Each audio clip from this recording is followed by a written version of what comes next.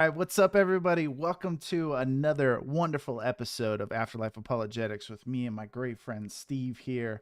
Today, we're going to be going through another awesome viewer question that we've got. She followed up on the previous one, so we want to jump right in and get to the content. One quick announcement before we do: if you missed last week's episode, guys, go check that one out. It's amazing. It gives us a chance to interact with some of the questions that we think you guys are going to all identify with. And so if you missed last week's episode, absolutely head on over. It's episode 16 on the channel. Check it out. Okay, so without further ado, let's get into today's question. So it's a bit of a lengthy one, okay? So I'm going to read through the first part. I'm going to try to take my time so you guys can follow along, understand the context of what's happening here, and we'll kind of go from there. And then, Steve, if anything doesn't make sense, make sure you're taking notes so that way when I finish reading it out, we can kind of make it all make sense in terms of what the question's asking and then move into the answering phase of it, okay? Mm-hmm. All right. So, the value of subscribing to certain facts for salvation.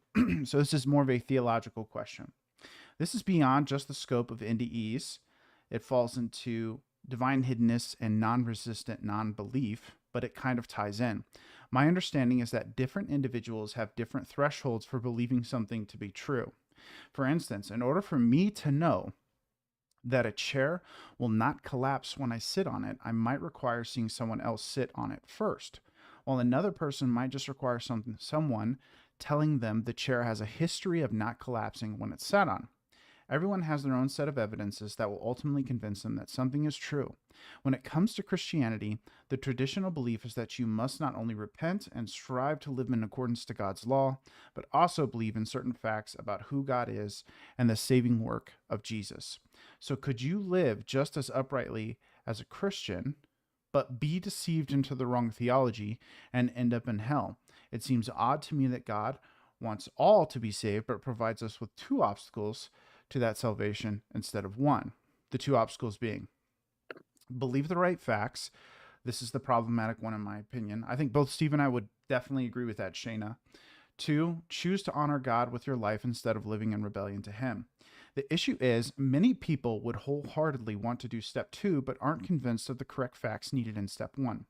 For instance, people who are fully devoted believers of non Christian faiths because that was more convincing than Christianity, or agnostics who aren't strongly convinced enough to commit to any religion, but try to live as morally upright based on their conscious convictions. It seems odd to me that some will go to hell because their personal threshold for believing the correct facts that Christianity requires was not succeeded by the evidence they had been shown in their lives. God knows that it would take for God knows what it would take for any of us to believe and commit to Christianity. So it's odd that He hides those truths instead of giving each of us sufficient amount to be convinced. Some people may not seek the truth anymore because they thought they found it in their religion. Sure, I think if God revealed Himself clearly and told the whole world that He is the God of the Bible, some people would still not follow Him. But in that case, it's on them for knowingly denying to follow their Creator. With all that said, my first concern is this: why does God make believing the right facts part of the salvation equation and provide some with sufficient evidence to convince them to believe the right facts, but not provide that for others? This expands beyond NDEs, but I think NDEs are definitely an interesting avenue where God could have revealed that.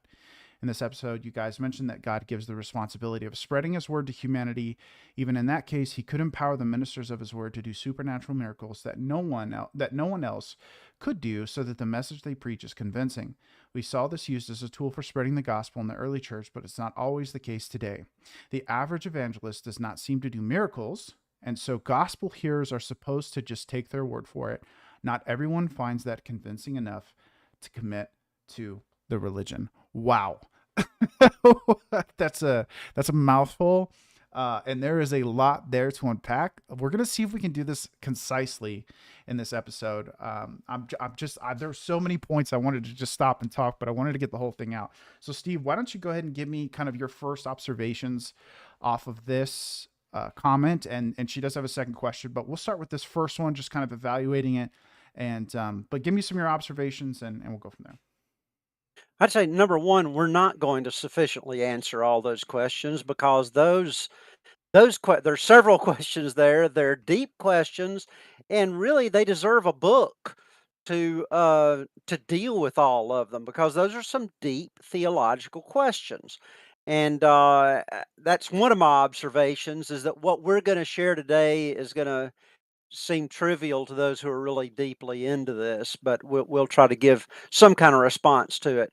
Number two, this person has an analytical mind, and I would just encourage you, whoever you are, that you have been given a good analytical mind for a reason, and I hope that you can help us think through a lot of these issues that we're talking about because you're able to express, you're able to come up with questions that other people do not come up with.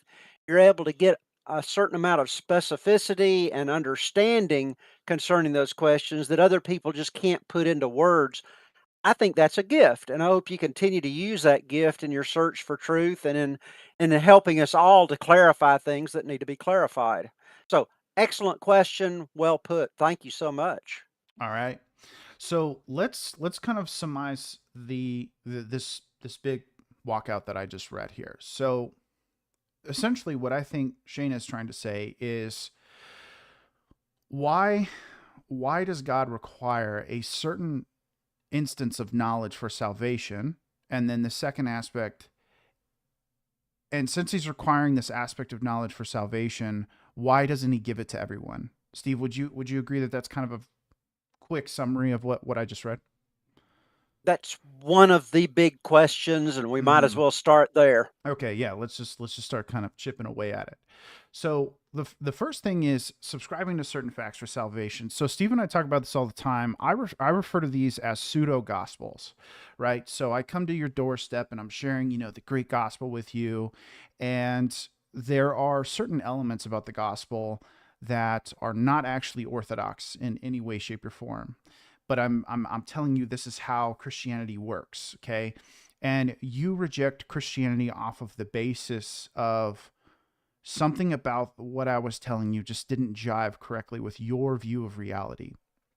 Now, let's say in this theoretical scenario, this person is 100% seeking, like Steve mentioned, these experiences are about creating seekers who want to seek out the truth.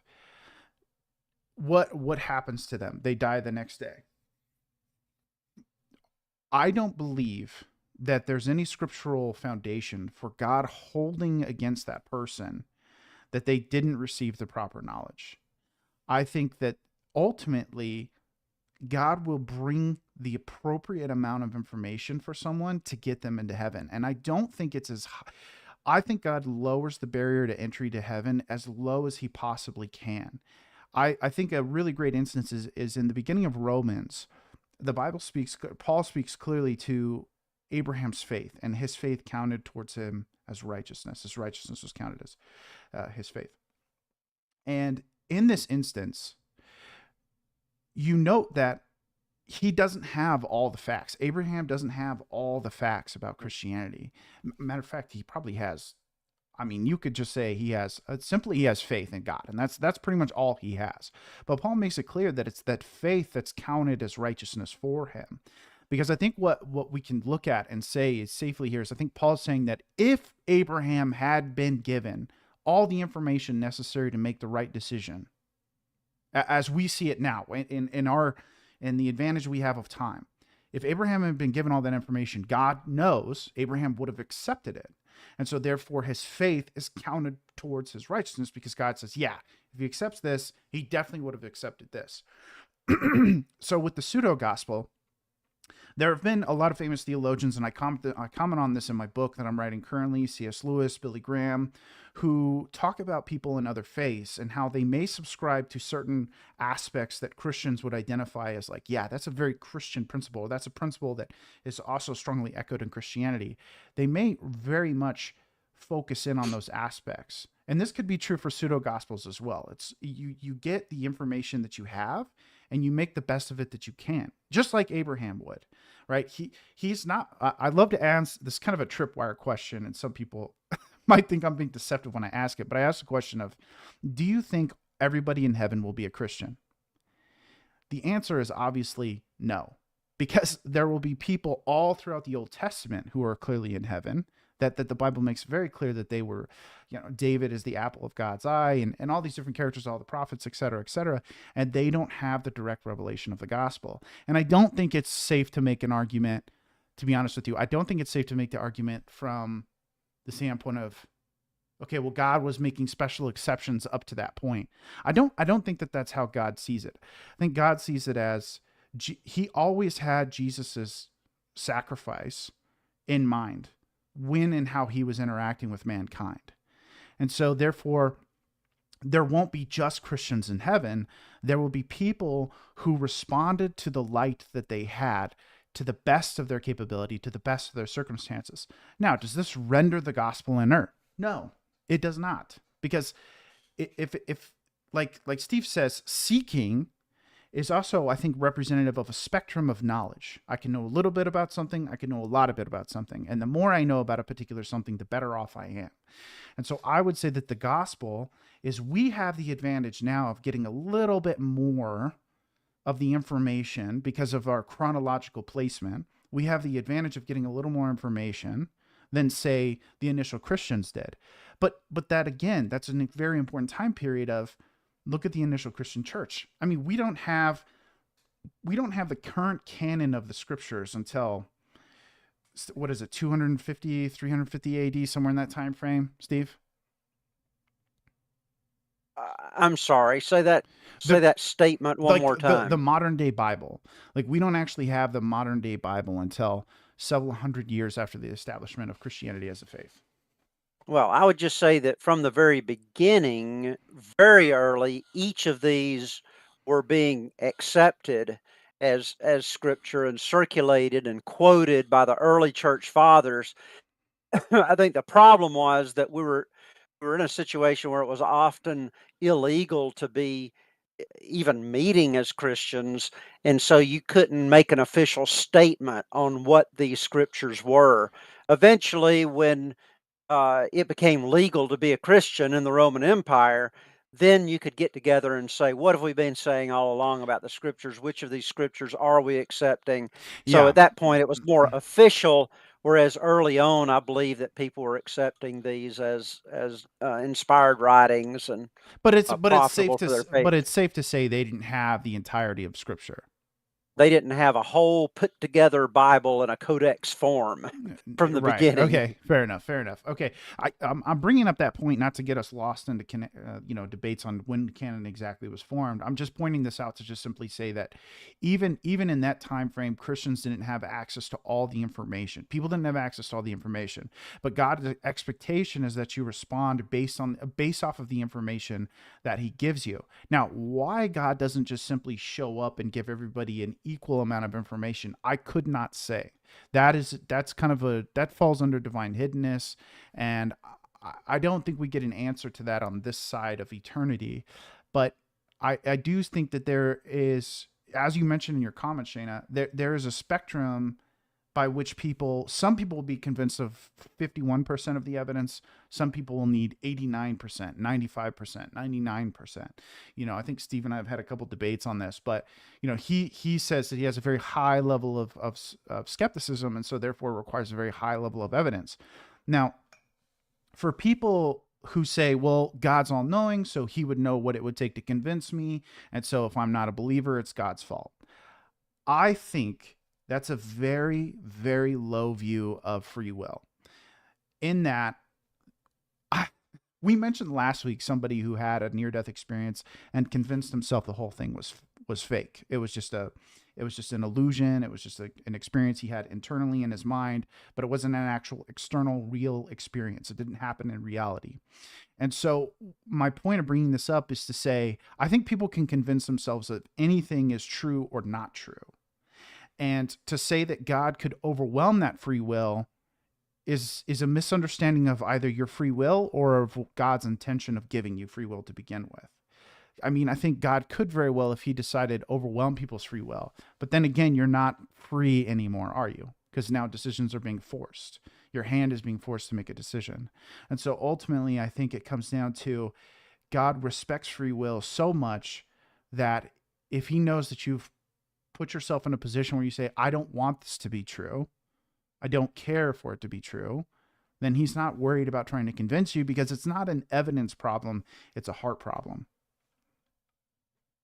I think those are all good points, and there are a lot of other avenues of things that can be mentioned that all figure into these problems. Basically, what we're questioning is if there's a certain amount of knowledge required and understanding and belief in order to get into heaven, why isn't God giving everybody an equal chance on this thing? Right. Obviously, some have got much more. Hey, I was able to go to several different colleges, study under great people. I have the ability to read and to understand. I have the motivation to keep reading that a lot of people don't have. That sounds like a huge unfair advantage. On the other hand, I believe that there's sufficient evidence to me in the life of Christ and in believing that Jesus was who he claimed to be, that he gave evidences that he was actually the Son of God. So, because of that, I believe what he said about God the Father, the Son, and the Holy Spirit, and that they're trustworthy and that they're fair. Now, I don't understand how that works out in every situation, but I have good evidence that God is a fair God, that he's a loving God, and that even the things I don't understand, when I get to heaven, I'm going to look back and say, "Oh, it was all fair. I get it." That helps me in a sense.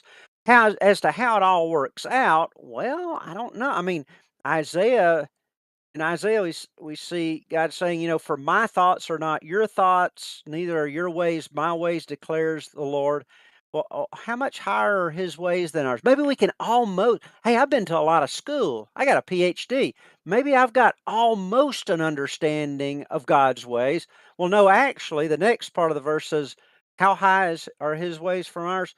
As the heavens are higher than the earth, so are my ways higher than yours. It is as far as the heavens are from my 5'6" frame." Okay. So what does that mean? That means that we don't understand all the ways of God. Now, rather than clarifying, let me make it even more complicated to show how complicated this is. So, so what our viewer is saying, I think, is very powerful and very much need to be dealt with. Why is it that we should require different type, a certain level of belief in order to be saved? I think Charlie's given some good answers. But what you're saying is that really all he requires is just loving other people and doing these actions, which is something that anybody can do. And I'd say, oh, really? What don't the people that came from good, solid families have an advantage over being able to selflessly love than somebody who may have grown up under an absent parent, or a parent who didn't care, a parent who because of your bad parenting in the past, you can't trust people, you don't like people as much. What about somebody who either because of genetics or because of upbringing is more of a sociopath? How high a degree of compassion and love are they going to be able to attain in this life? Maybe for a sociopath to be able to say, to get to rise to the point where they say, you know, I really like this person. I would rather them be alive than dead. Maybe that is a huge jump for that person in empathy, and God would count that greater than somebody who had a really good upbringing, a loving I see what you're upbringing, saying. do Yeah. it incredibly great, becoming a Mother Teresa. Maybe so. See, Hmm. God is wise, God is fair. I think He's going to count those things in a way that only He can. And so He's going to say, "Well, Steve Miller and Charlie here, they got to study under some good people. They happen to be born in an area where they could study, but that's not all good for them. You know why? Because greater knowledge requires there's more required of us Hmm. according to the scriptures. What that means is there's a lot more required of me because of my knowledge. Now, if I were a native out in the middle of the Amazon River Valley and I knew just a little bit, I wouldn't be required as much to get in tune with God and to follow Him because I don't know as much. So all these things, it gets very complicated when you look at the individual. Now, Charlie mentioned one thing about, okay, the Old Testament saints. How did they get saved? They didn't know Jesus. They didn't rise to the knowledge that would seem to be at least the entry point of knowledge, which is accepting Jesus as your personal Savior, they didn't even know it. He had not come yet. But also, Christians are going to say the same thing about children who Mm, can't believe. yeah, Okay, and so good you got a point. child who isn't to the point where they even understand how to talk yet. The child dies of sudden infant death syndrome or something. What happens to that child? Well, we'd say that God gives the substitutionary atonement, of Jesus. He applies that in their account. Why? Because they couldn't know enough. So they're still getting to heaven through the saving power of Jesus, even though their knowledge level is close to nil. Hmm. So we're all saying that God is using his justice, his infinite knowledge to make sure this whole thing is fair. So I would say, just like a child, what about a person who's heard very little about Jesus or has heard all the wrong things about Jesus from people they consider Yeah, trustworthy and their yeah. doctrine's way off? I think God takes that into consideration, Hmm. and and that if these people are people who, like Charlie said, had they understood it correctly, they would have been right in the middle of things as far as Jesus is concerned. Because they're not, he's not going to hold that against them because of something about their background. So maybe the threshold of belief is a lot lower than we've thought it to Yeah, be in the past. that's how I see it. And he's going to, and both for belief and for lifestyle, he's taking into consideration what our potential is, what our background is, and all these things when it comes to the gospel. Don't you think? You agree with Oh, that? yeah, 100%. I think that there's going to be, I think it's safe to say, C.S. Lewis makes this comment. I can't remember in which of his books, but he makes the comment that hell is locked from the inside. And Mm. so I think the opposite spectrum of that is to say that everybody who wants to get to heaven, God's going to get them there. Like if you really deeply want to be in heaven with God, then he is going to find a way to get you there. Does that look exactly like me showing you, like Steve always likes to say, showing up, giving you the gospel and then the four pillars of salvation, you go through baptism? No, it's not going to look the same. I really don't believe that. I really don't think it's going to look the same. But like Steve said, I think that some people have more information, and this is echoed. Jesus mentions this in the Gospels, that to whom more is given, more is expected. More is expected. You'd be better off not knowing. And so, in some ways, God might be exercising mercy in some situations by leaving people in the dark, because he knows that if he gave them more information anyway, they would reject it. And one of the things I want to talk about really quick, Steve, is she says, "Why does God make believing the right facts part of the salvation equation?" The there's a saying that a lot of apologists love to use, and it's truth by definition is exclusive. So the fact that God has to put some people out of the flock, I think is a necessary reality, in that some people will just by definition reject the truth of reality, reject God's lordship in their life and his place in the ultimate architecture of reality. And so by definition, it becomes exclusive. So are there certain requirements to get into heaven? Yes. But I think that, as we mentioned earlier, they're so low that everybody who could possibly want to get into heaven will get there. If it's a little thing you got to jump over to get into heaven, it's the tiniest possible ledge that only the people who want to be tripped up on it will be tripped up on it. And Steve? why would God be big on beliefs? I would say, in a more general sense, beliefs matter.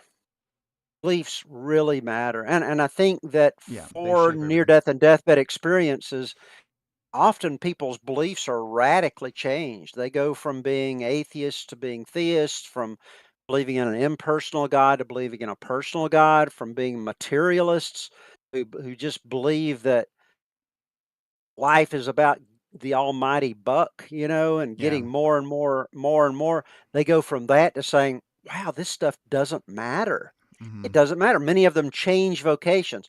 Well, all of that is not just a matter of seeing s- of changing lifestyle, but it starts with a change of beliefs. So our beliefs matter. I believe that the belief in Jesus to me why am I motivated to forgive other people? It's not just that God says I ought to forgive people, but when I look at all that God forgave me of and all that Jesus went through to die for me, an undeserving person who deserved wrath, that motivates me. That belief motivates me to try to be like Jesus, even though it's hard to forgive some people and some people I don't like and I don't want to forgive them. I don't want to love them. But beliefs ultimately motivate us to do the right things so that I think they're integrally entwined.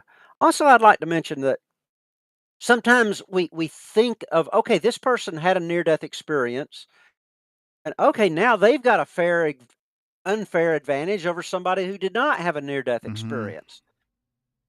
What do we do with that? Well, that seems unfair. Why did they get the opportunity? Well, just like advanced knowledge is a mixed blessing because Mm-hmm. we're charged Mm-hmm. more harshly for that. So the same thing with a near death experience. It's a positive and a negative thing. A lot of people have a very tough time living with the fact that the most important experience of their life, they can't even tell their loved ones because they're afraid they'll reject them and think they're crazy. Or when they do try to Yeah. share it with them, they just shut them down. It's hard to live with knowledge like that. And it's hard to live with, your siblings and friends that may be living for material things. You know better, but you just don't know how to convince them. So it's a mixed blessing having a near death experience. It's not all good. I think God gives it to the people who need it.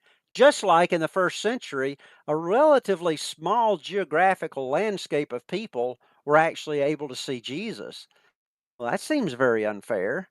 But I believe God was going to be just as fair to the people that were on another continent that never heard of him during that time. God's got his way of being fair, taking everything into consideration. He's not like a court of law that only has certain facts to deal Yeah. with. He has it He's all. got all the facts to deal with, and he can make. I think we can trust him with those decisions. But facts are important, and I'd say it's not just near-death experiences that are coming into effect and helping people with their beliefs. There's more than that. Yeah. God allows individuals to come into your life. A great study that a friend did on 50 atheists who had become believing Christians. Often there was a person that came into that person's life. Sometimes that made them start rethinking their atheism. Sometimes it was a vision. Not It might have been a near death experience for some, but often it was just an unrelated vision of something that convinced them there was something more, and then added to that, they became a seeker, began studying apologetics and things that helped lead them to believe that that vision of theirs was real, and so there are all kinds of things. There are people who have encounters with angels. There are people who have encounters with individuals that just come into their lives with circumstances that shake them up. Where before they were just living for self, living for money, and then all of a sudden their Ferrari gets in an accident and they just barely survive. And then they look at it and go, it's just a hunk of metal. Why was I living for that? So Mm-hmm. circumstances come in. Some have circumstances that really make them rethink their lives. You say, well, that's unfair. Why doesn't everybody get that chance? God has multitudes of ways of dealing with people, so we need to think broader than just near death and deathbed experiences. And we have a tendency to do this, Steve, where we as humans try to operate as if we have all the facts. Like we'll see someone at 45 years old or 55 years old or 65 years old. They've lived a lifestyle a certain type of way. They've had beliefs that shape. So I wanted to say earlier, beliefs shape your thoughts, thoughts shape your actions, right? And that's why beliefs are so critically important because they from there you build out. From the heart comes everything else. And so Hmm. we tend to look at these people's lives and say, "Oh man, like God never got to them." Maybe they had an issue with Christianity, maybe there was a facet of it they just didn't quite fully understand, or maybe they were raised. I mean, I was raised in a household where my father was a professing Baptist minister and then he would physically abuse me 7 days a Hmm. week. And so Hmm. that was a belief I had that influenced the way I interpreted the knowledge. I thought to myself, how could God allow this? If this were really true, why would this person do that? And so that comes back to kind of your, Shayna, the chair thing you used earlier. Regardless of if I believe the chair can hold me or not, there is an objective reality that the chair can in fact hold me, regardless of if I believe it or not. And I think that goes to the reality that there is a truth that is true regardless of people's belief in it or not, and that God's going to do everything he possibly can to get you, to give you everything you need, but it may be right up until the last second, or maybe on your deathbed he's convincing you of these things. We don't know where the exact line is. I think Steve and I both agree that it doesn't, right up until the last second of the clock punches, God's doing everything he can to get everything in front of you.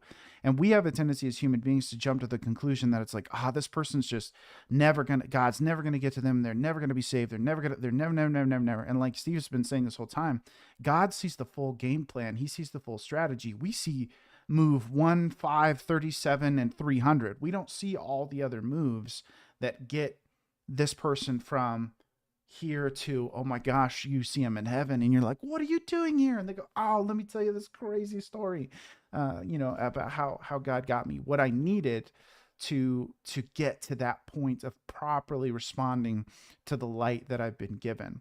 And so there's Paul says, will not the judge of all the earth do what is right? And that's what it comes down to, is I have a firm belief based on the evidence that I see in scripture, based on the evidence that I see in reality, based off of all the philosophical arguments, that God will always do the best possible outcome. He will always go for that because he has all the facts, he has all the information, and he's ultimately wants what's best for us. But I think we want to fight that because we just have access to some of the information, and that's kind of our own little bit of pride getting in the way and being like, but if I was God, I would have done it this way. But if I was in charge, I would have done it this way. And it's always easy to do that until you're sitting in that same position. It's always easy to be like, if I was the president of the country, this is how I would run things. If I had $1 billion, this is how I would run my money. If I had this, if I had that, but then you find that being in that position of power changes you, that having that amount of money changes you, that having the information changes the way that you act. And so to make statements from one position is not, it's time and time again, humans will make the mistake of making judgments and then come to find out once they have all the information, or once they have the money, or once they have the power, they act completely different because now the circumstances have changed. Very well said. And I think that, again, we're giving kind of snappy answers to some big issues that were brought up here. I don't want to act like, okay, she's asking the question, now the answer people are giving all the answers. There's a lot more here. Books could be written on this, and I think they're very important questions. Of course, lurking in the background is that Charlie and I are convinced by a lot of evidence that we've studied over the years that the New Testament documents are accurate, that Jesus really was who he claimed to be.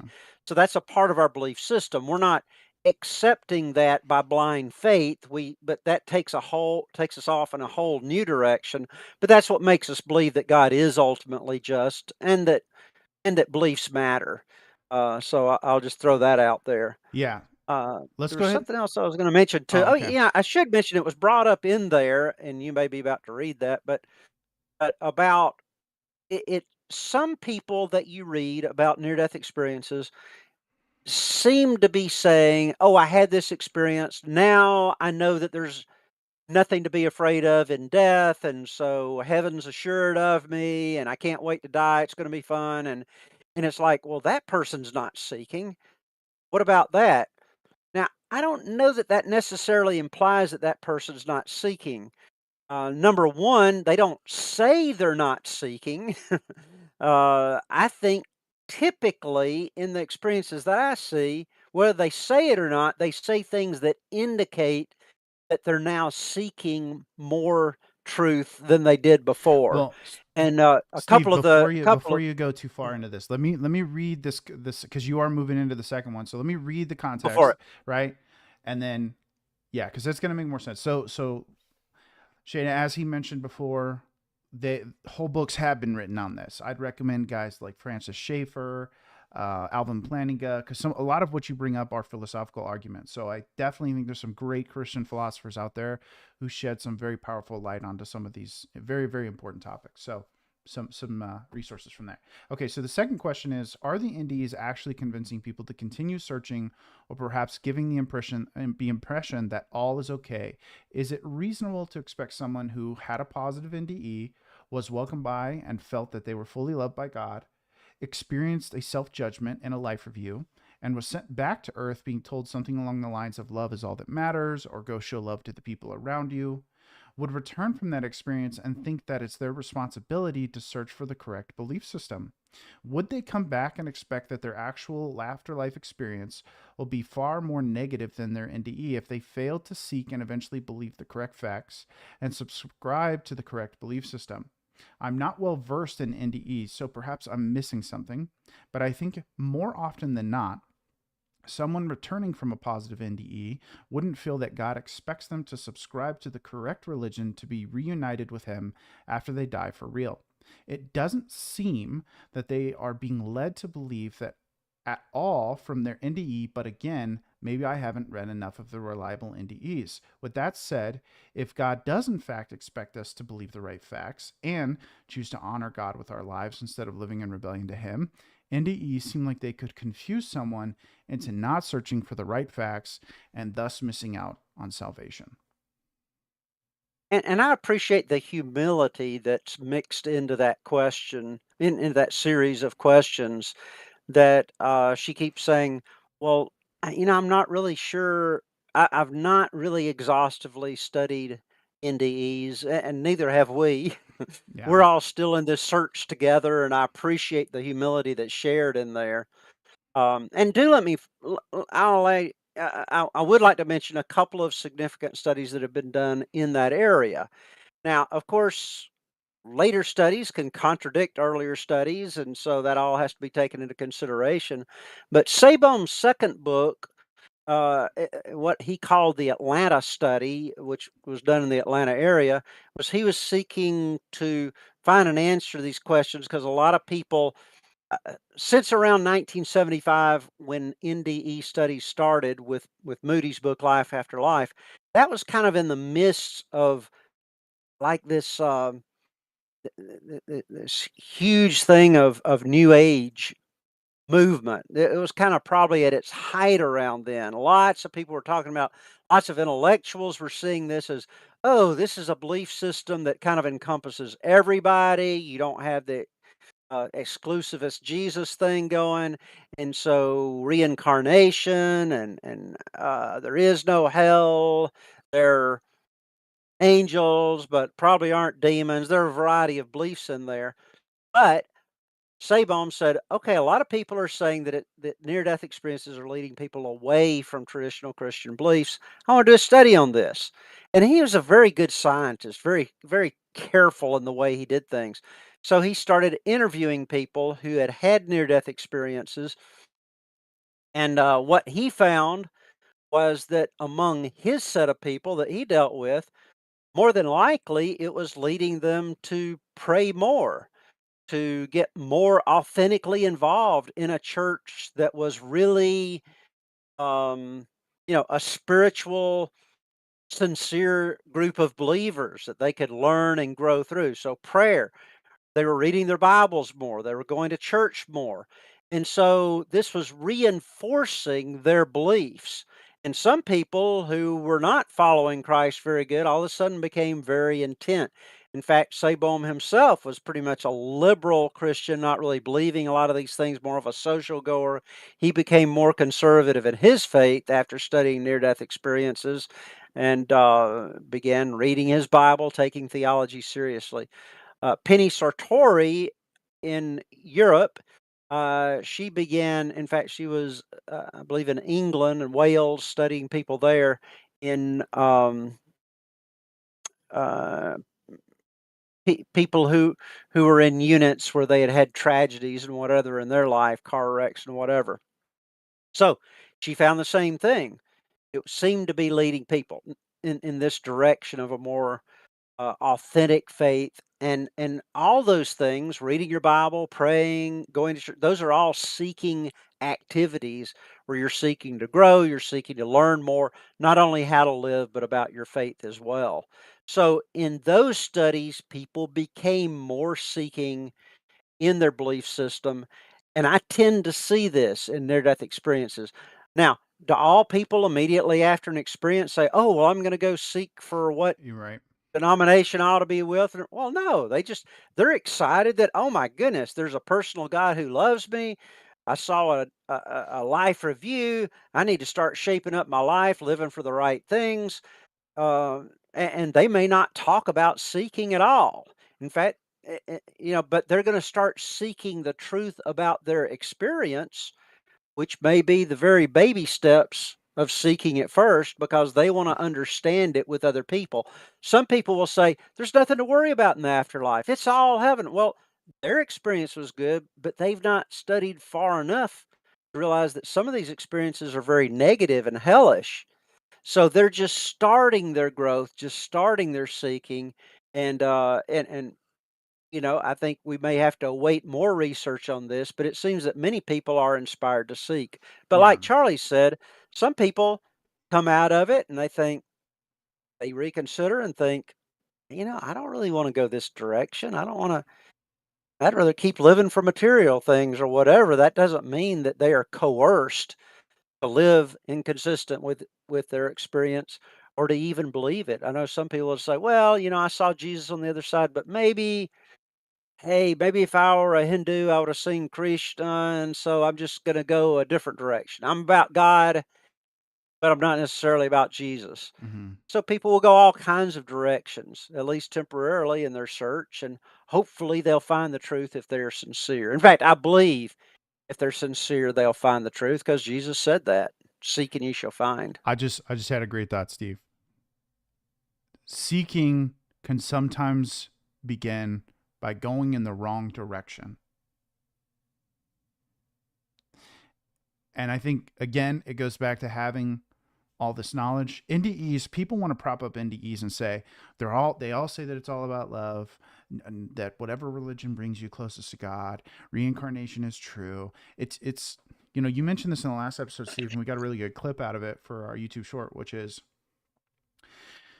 there's the experience and then there is what people make of the experience, and those are two different things. And so our work and our research and our arguments and all the things that we try to focus on are the experiences themselves, but what people make of the experiences, what people walk away from the experiences with, that runs the gambit.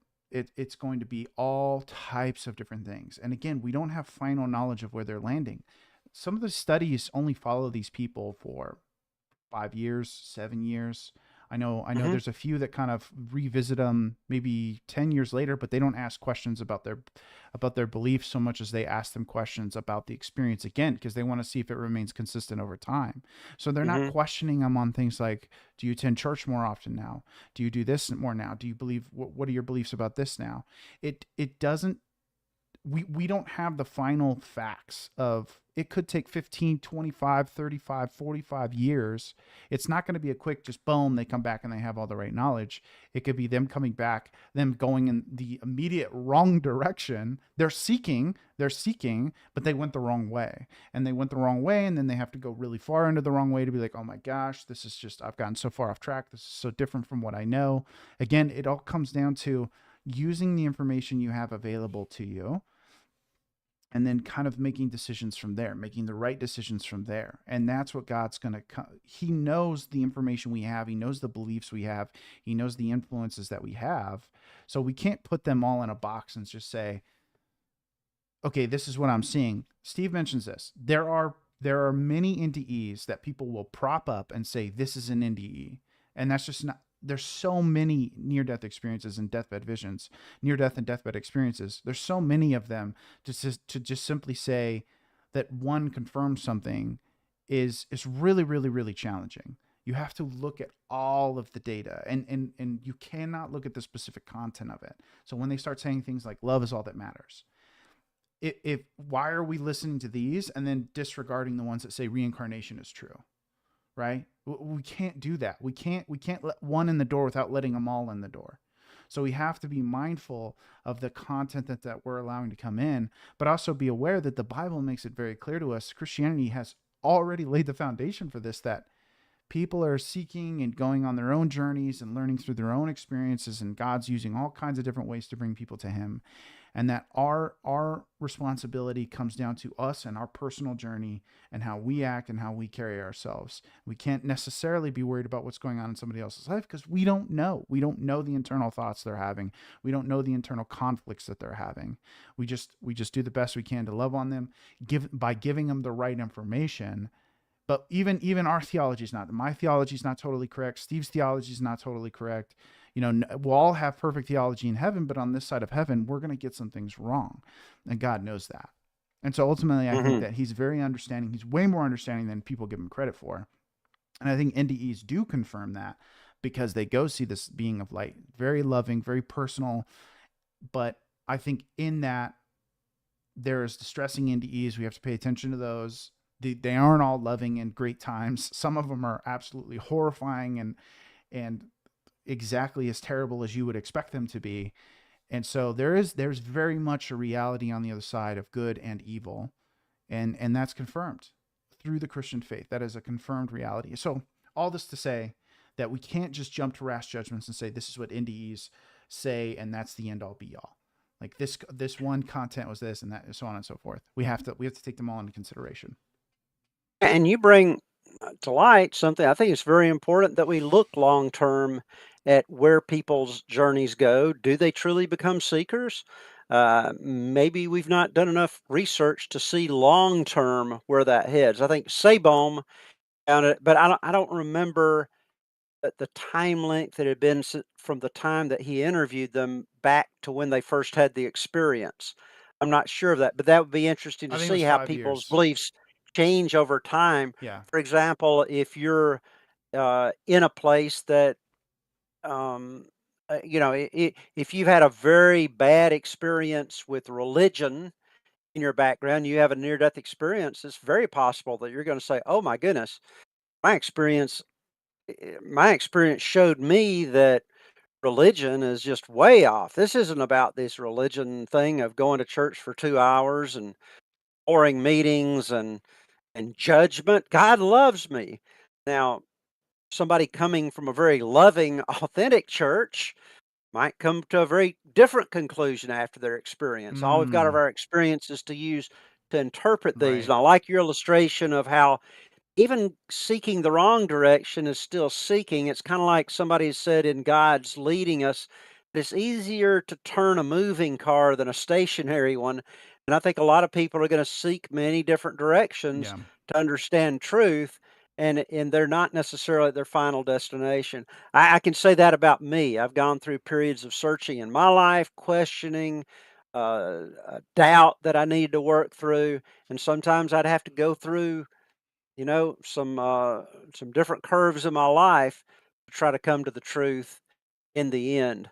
Hmm. People like Keith Green, Christian singer, when he went on his search, Christianity was the last thing on his list he was going to search through, because he knew that couldn't be true. Yeah. So after he searched through all others, Kerry Livgren of the band Kansas, he did the same thing. He went on his search. He searched through all the Eastern religions, different religions, and finally ended up in the lap of Christianity.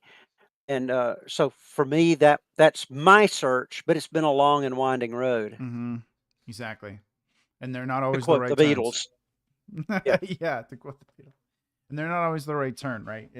Like I could come out of my near death experience. And Steve, you mentioned this in a previous episode, that some people come away from the experience worshiping and seeking the experience again, not really taking into consideration the knowledge that's coming from it or the implications of it. They just kind of they let that experience exist in a vacuum, and like you say, they come away and be like, "Oh, look at my experience. Look at all the stuff I've learned." And then these earthly things start to get into the influence, which is power and influence and notoriety. And now it's like, okay, maybe I'm embellishing aspects of my experience. Maybe I'm remembering them a little bit differently. And we see this happen all the time with human memory. is we'll take certain experiences and be like, yeah, don't you remember this one part really specifically, and it maybe didn't stick out to you originally, and now you're like, oh yeah, that really stuck out to me. And then when you start to retell the story, that's part of something you retell over and over and over again, and it gets the fish gets a little bigger, a little bigger, a little bigger, a little bigger each time you tell the story. Although I would say in studies with people like Van Lommel, I believe it was at 4-year intervals. That he saw them in 4 years, and then 4 years after that, Yeah, and he was catching people, right after they had had the experience to get their initial yeah, and then interview, tracking and down he the road. found them to be very consistent. So I think there's much higher amount of consistency over the long term that they just can't forget the experience as it actually happened.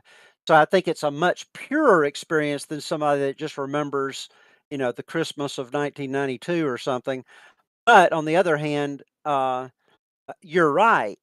These people that have these experiences are just like Charlie and I. They're not perfect, Hmm. and so we go wrong directions sometimes. Sometimes we do go our own direction or interpret things wrongly, or we're tempted to embellish it, even though we remember it perfectly. Hmm. We may have a tendency to embellish it. If we get a YouTube channel that needs a lot more hits, we may Mm. say something a little more definite than it ought to be, or that's a little more appealing to a new age or general crowd than the Christian crowd. We have to be careful of these things. Or the Christian may be tempted to make Christianity look better by embellishing it a little bit. Hmm. Again, get more hits on your YouTube channel. Yeah. These are temptations for all of us. They're common to man. Hmm. So, all in all, we still believe NDEs and deathbed visions are great evidence for understanding what's true and what isn't true. But as always, you have to be discerning. You have to be very discerning with what you're taking in consideration reading. And remember, Shannon, my final thought for you is a lot of the popular NDE literature that are the New York Times bestsellers typically are personal experiences. And the vastness of the data out there is not even focused in on most of the content you find in your bestsellers. Most of the research that's being done is focused on the data that can be confirmed, corroboration, establishing patterns inside of these testimonies, and those are looking at tens to hundreds of experiences per research project that's taken on. So ultimately, don't let the popular literature be the final determining factor of what an NDE is or is not. That would be my In final word of fact, advice. in fact, a reason that the most popular literature out there is probably not like the core experience is that you need something unique to make it sell. If it were just your traditional Oh yeah, core this is a great point. experience, Yeah, near death experience, people we've are like got whoop de doo. thousands of those, thousands of those, thousands of those. But if it says something like that, the being of light was not really a being of light. It was just a conglomeration of all these lights of Mm, people who were deceased. Well, that's something new. That's mm, something that appeals to a certain group of people with certain theological beliefs that may sell. So the odder the thing, or the more specific it is in theology, where most are not real specific in some of their theology, the more specific they are, the more likely it is to become a bestseller. And so all these people are like, well, all these experiences that I read, they all talk about reincarnation and all this stuff about how the worlds were made and this and that. Right, you're reading the popular literature. Get back to the best studies, see what they found in people they interviewed that they knew were not on LSD, didn't have any reason to be lying about their experiences, et cetera, et cetera. And I think you get back to a more pure experience, and then you have something to make your judgments on as to what do we make of that core experience. awesome. Well, that is going to be it for today, guys. I hope you enjoyed this. I know we ran a little long, but Steve and I love to we We love to chat. talk. We love We to just talk. talk. Just love to talk about it. But Shayna, I hope you found this helpful, and our other viewers, thank you so much for tuning in. I hope you guys found value in this today as well. make sure to post your questions below. If we brought up something today that maybe you disagree with, or maybe you think is different or whatever, please comment below. We love the opportunity to engage with the questions, to see where you guys are coming from, to see what issues you're having, because that's our ultimate goal, is to kind of bridge the gap between afterlife apologetics and just everybody out there who's interested in these things, to really kind of figure out what it is that those obstacles are, and then work through those with you guys. All right. In the interim, we'll see you guys next week for the next episode. But